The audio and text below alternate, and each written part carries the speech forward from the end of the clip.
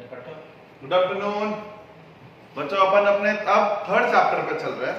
First chapter अपना audit था, meaning of audit. Next chapter अपना कौन सा था? Types of audit. अब आज अपन अपना थर्ड चैप्टर पे चलते हैं। इंपॉर्टेंट चैप्टर भी है ये अपना, टूल्स ऑफ ऑडिटिंग। ठीक है, पहले मेरी बात सुनो, मतलब समझो इस टूल्स ऑफ ऑडिटिंग का। टूल्स को हिंदी में क्या बोलते हैं? औजार। और इसका मीनिंग क्या है? इक्विपमेंट। मतलब एक ऑडिटर के पास अपनी ऑडिट करने के लिए, ऑडिट मतलब क्या देना? True and fair opinion. तो एक ऑडिटर को जो ओपिनियन देनी है अपनी, उस ओपिनियन पर पहुंचने के लिए उसको क्या क्या इक्विपमेंट, क्या क्या चीजों की जरूरत पड़ती है, that is called as tools of auditing. तो आज जो अपन चैप्टर पढ़ रहे हैं उसमें अपन ऑडिट का मीनिंग वगैरह नहीं पढ़ने वाले, किन किन तरह की ऑडिट होती है ये नहीं पढ़ने वाले। अपन तो पढ़ रहे हैं कि किसी ऑडिटर को एक टास्क मिल गया कि ये काम आपको करना है। अब उस काम को करने के लिए उसके पास जो जो औजार है, इक्विपमेंट्स है, उसको अप्लाई करने को बोलते हैं टूल्स ऑफ ऑडिटिंग। ठीक है, और बड़े तौर पे अगर कहा जाए, एक ऑडिटर के पास चार तरह के एक तरह से टूल्स है, इक्विपमेंट्स है, जिनका नाम क्या है? Audit plan, audit programme, audit evidence and working papers. ये वो चार चीजें हैं जिनके बिना ऑडिटर जो है वो बिना एक तरह से हथियार का। ठीक है, तो अपन ये कह सकते हैं ये चार हथियार किसके पास होते हैं? ऑडिटर के पास। और इन चार हथियार से वो अपना मोटिव सॉल्व करता है। ठीक है, क्लियर? तो अब मेरी बात सुनो। अब वही चीज है बच्चों, मैं पूरी थ्योरी पढ़ाऊं, आपको बोरिंग लगे तो ऐसा मैं नहीं चाहता। कोई ना कोई एग्जांपल से अपन पढ़ेंगे ताकि आपको थोड़ा इंटरेस्टिंग लगे ये चीज है क्या। और मेन मोटिव अपना क्या है? अपना मेन मोटिव है इन सब की मीनिंग, डेफिनेशन जैसे भी आप कह लो, उनको समझना। मैं बार बार ये शुरुआत में चीज इसलिए बोलता हूं क्योंकि हम मल्टीपल चॉइस अगर कर रहे हैं तो हमें कोई चीज रटने की नहीं, समझने की जरूरत है। ठीक है, तो अगर आप रटे हुए रट के नहीं गए कोई बात नहीं, आप ये सारी चीजें समझ के गए, आपका काम हो जाए।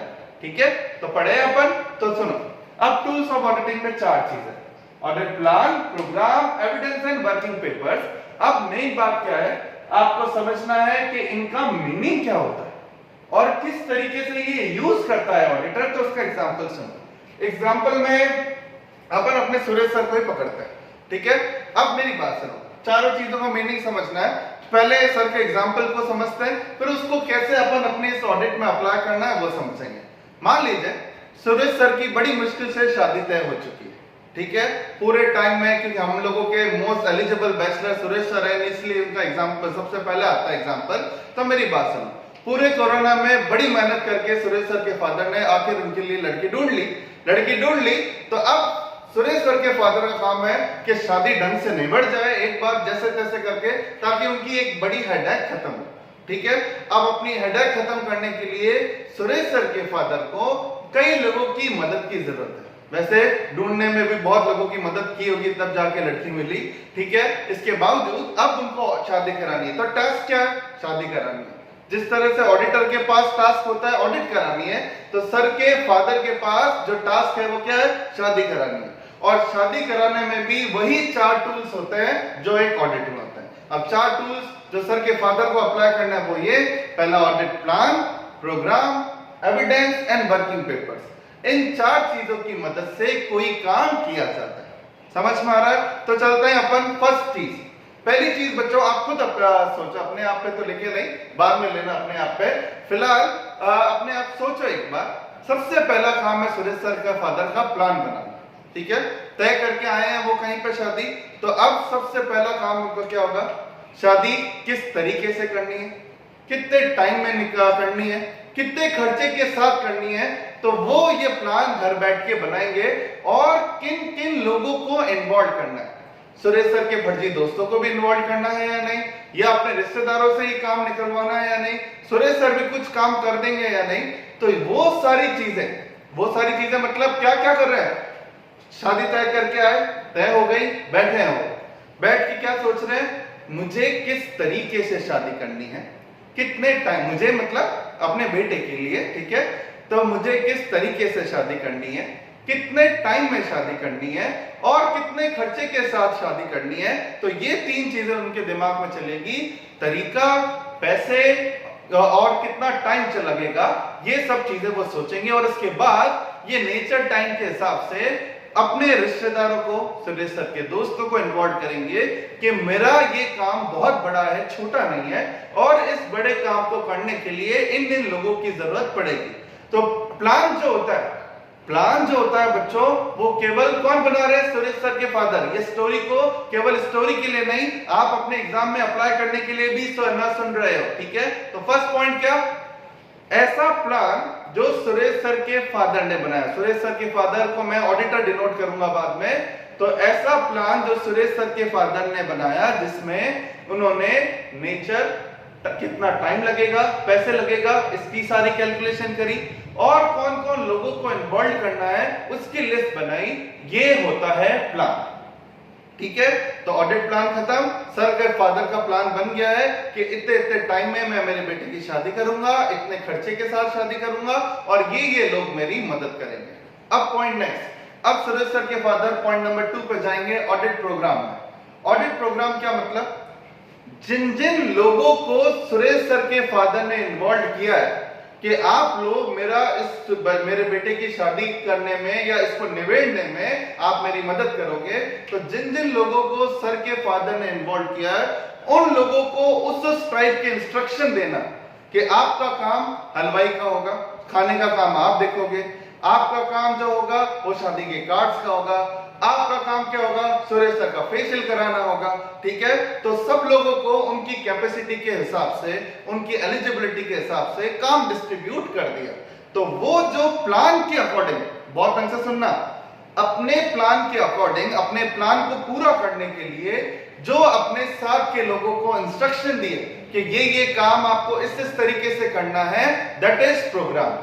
तो उन्होंने प्रोग्राम सेटअप कर लिया कि ये लोग ये काम करेंगे।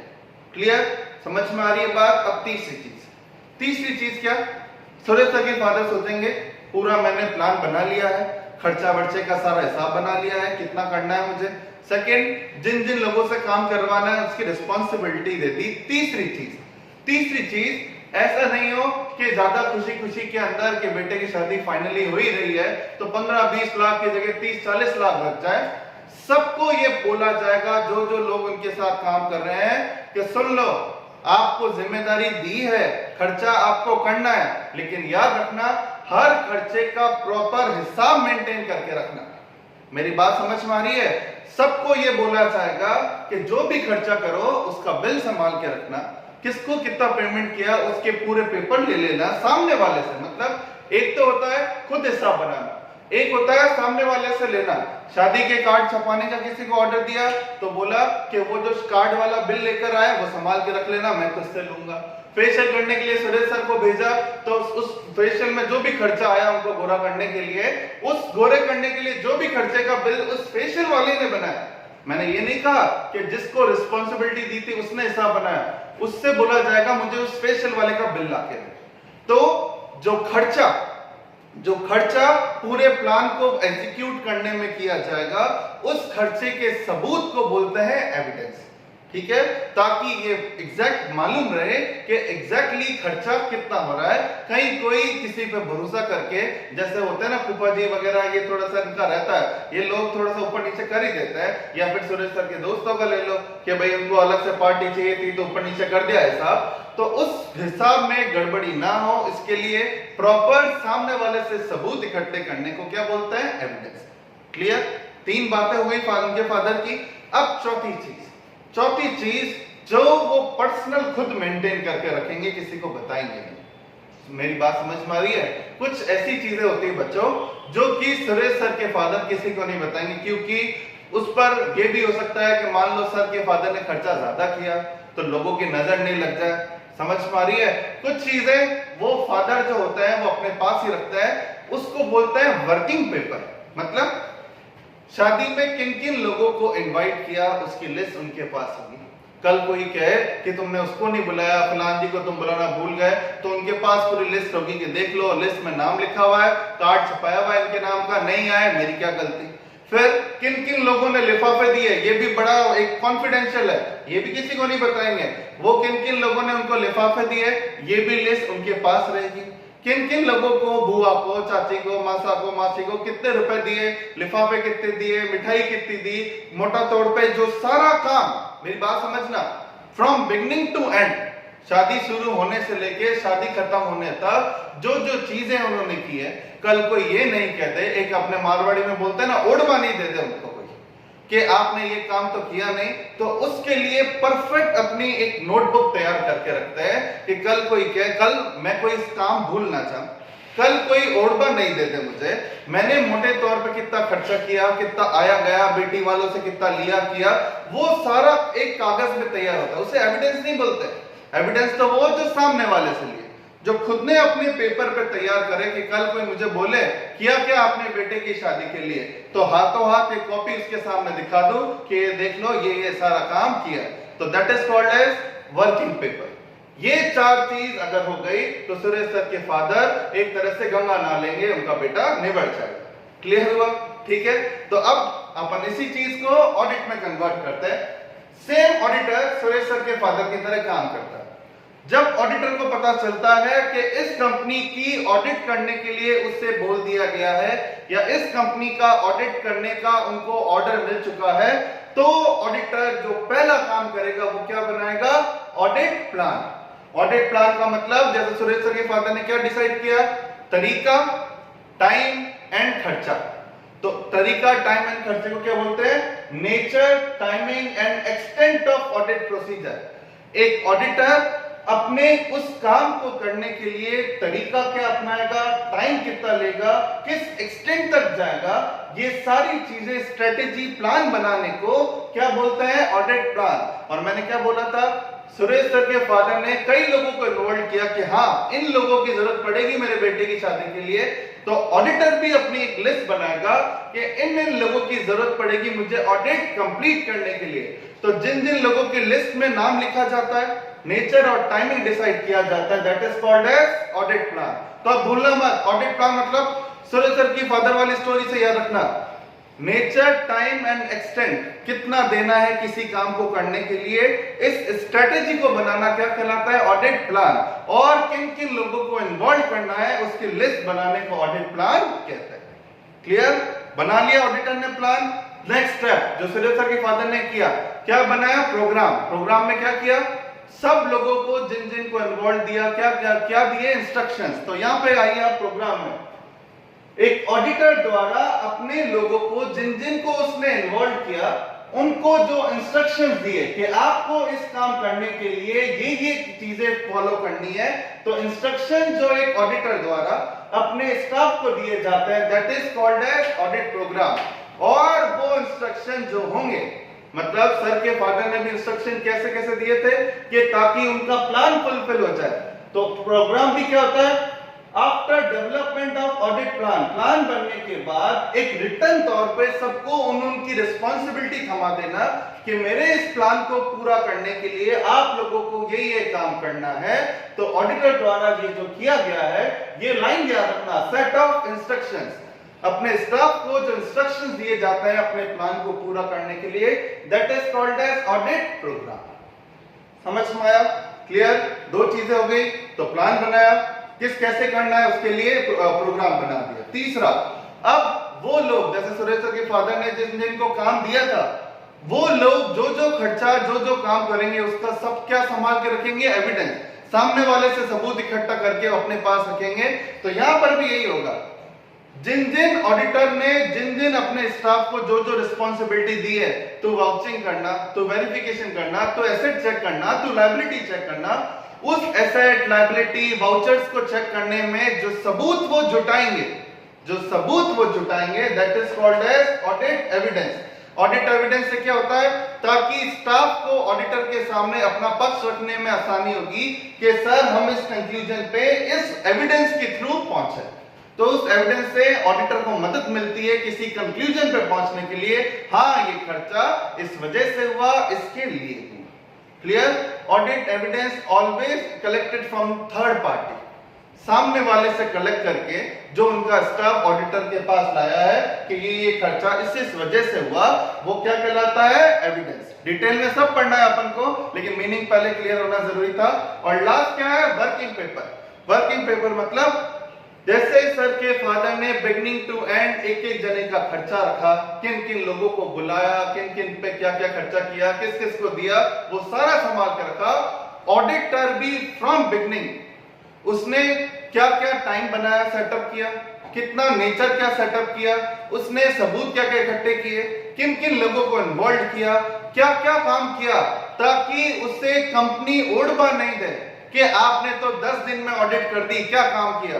तो कल जैसे ही कंपनी ने अगर ऑडिटर को बोला ये क्या काम किया सीए साहब, वकील साहब, आपने तो 10 दिन में ऑडिट कर दी, तो हाथों हाथ वो रजिस्टर निकाल के कंपनी की टेबल पे फेंकेगा और बोलेगा आप मेरे ऊपर डाउट मत करो, मैंने फ्रॉम बिगनिंग ये सारी लिस्ट देख लीजिए, ये सारा काम किया है। पहले मैंने टाइम सेटअप किया, फिर किन किन चीजों को चेक करना है उसकी लिस्ट बनाई, इन लोगों को इन्वॉल्व करके ये काम सौंपा, इन लोगों ने ये सारे सबूत इकट्ठे किए और मैं इन कंक्लूजन्स पे पहुंचा। तो वो जो उसके लिए कॉन्फिडेंशियल इसकी पूंजी होती है, बिना वर्किंग पेपर बच्चों, बिना हथियार का एक तरह से आर्मी पर्सन मान लीजिए, एक सोल्जर को किसी ने ना कोई वेपन नहीं दिए या किसी ऑडिटर के पास वर्किंग पेपर नहीं है, एक ही बात है। और बिना वेपन के अगर आप जंग लड़ने जाओगे तो हारोगी। इसलिए लास्ट पॉइंट क्या था, वर्किंग पेपर उस ऑडिटर के एक तरह से वेपन है, जिससे कल उस पे कोई ऊपर आ जाए कि आपने ये काम फर्जी कर दिया या कैसे कर दिया, तो ये वो सबूत होते हैं जो हाथों हाथ उसके सामने लाके करता है, मैंने इस काम के लिए इतनी मेहनत की है। That is called as working paper. समझ में आया? तो ये इस चैप्टर का ओवरव्यू है, डिटेल में अपन को पढ़ना है। फिलहाल ये चीज आप नोट करिए अपनी नोटबुक में, फिर अपन एक एक करके एडवांटेज, डिसएडवांटेज, खर्चा वगैरह इसके बाद में पढ़ते हैं। ठीक है, चलो ये नोट करो।